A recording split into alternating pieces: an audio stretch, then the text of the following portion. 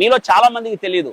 ఇప్పుడు నేనున్న ఈ జార్ఖండ్, ఈ యొక్క ఛత్తీస్గఢ్, ఒరిస్సా ఈ బార్డర్ లో మా సొంత తమ్ముడు పనిచేస్తూ ఉన్నాడు.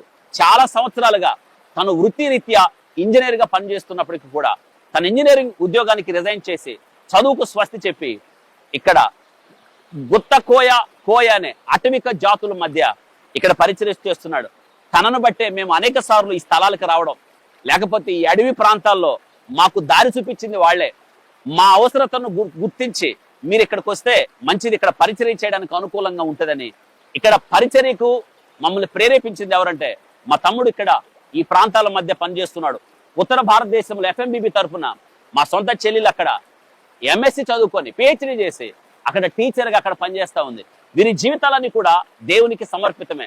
అవును, యవన కాలంలోనే లోకంలో ఎంతో భవిష్యత్తు ఉంది, లోకంలో జీవించవలసిన ఎంతో ఉంది, కానీ జీవితం అది కాదు.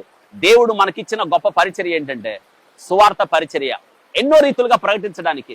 కాబట్టి ఇక్కడ ఎందుకు ఈ మాటలు ప్రస్తావిస్తున్నానంటే ఇక్కడ ఈ కోయ, ఈ గుత్త కోయ, ఈ కొండ ప్రాంతంలో ఉన్న ఈ ప్రజలు నాగరికత లేని ప్రజలు, వీరి మధ్యకు ఒకేసారి సువార్త తీసుకెళ్లడం అంటే అది అయ్యే పని కాదు. ఎందుకంటే ఇప్పటికే వాళ్ళు చాలా మంది దేవుళ్ళు ఉన్నారు, వాళ్ళకి చాలా మంది దేవతలు ఉన్నారు, భయంకరంగా చేతబళ్ళు, భయంకరంగా బాణామతులు, భయంకరంగా ఇక్కడ విగ్రహాలు పెట్టి కొండలను ఆరాధించేవాళ్ళు.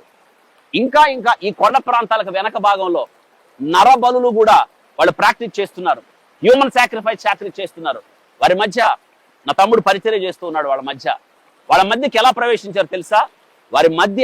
వారి భాష తెలుసుకొని వారిలో అనేక మందికి సువార్త చెప్పడానికి అక్కడ స్కూల్ స్టార్ట్ చేశారు. అక్కడ వారికి ఏం అవసరమో అక్కడ స్కూల్స్ ప్రారంభించి అక్కడున్న వారిని దేవుని వాక్యపు యొక్క వెలుగుతో వెలిగించారు. వారితో స్నేహంగా మెలిగారు, వారి మధ్య నివాసం చేశారు. ఎంత భయంకరమైన స్థలాలంటే చెప్పడానికి వీలు కాదు. ఏ సమయం మంది ఎవరు చంపబడతారో తెలియదు. ఒకవేళ ఈ ప్రాంతాల్లో చంపబడినా కానీ అతని గురించి విచారణ చేసేవాళ్ళు కానీ ఆ దేహాన్ని గురించి శ్రద్ధ తీసుకునే వాళ్ళు ఎవరు ఉండరు. అంత భయంకరమైన స్థలాల్లో ఇక్కడ పరిచర్య చేస్తూ ఉన్నారు. వారితో కలిసి మేము పరిచర్యలో పాలిభాగస్తులు అవుతున్నాం. ఇది బయట ప్రపంచానికి తెలియని పరిచర్య రెండు రకాలు. బయటకు కనిపించే పరిచర్య మనం ఏమనుకుంటామంటే యూట్యూబ్ ముందుకు వచ్చి చర్చి పరిచర్యను చూపిస్తూ ఇన్ని వేల మంది ఉన్నారని పాటలు పాడడం, ఆరాధించడం, ఆ యొక్క తళుకు బెడుకులు, ఆ మెరుపులు చూస్తే పరిచర్య అనుకుంటాం. పరిచర్య ఇది కాదు. పరిచర్యకి ఇంకొక కోణం ఉంది, కంటికి కనిపించని పరిచర్య, అదే మిషనరీ పరిచర్య.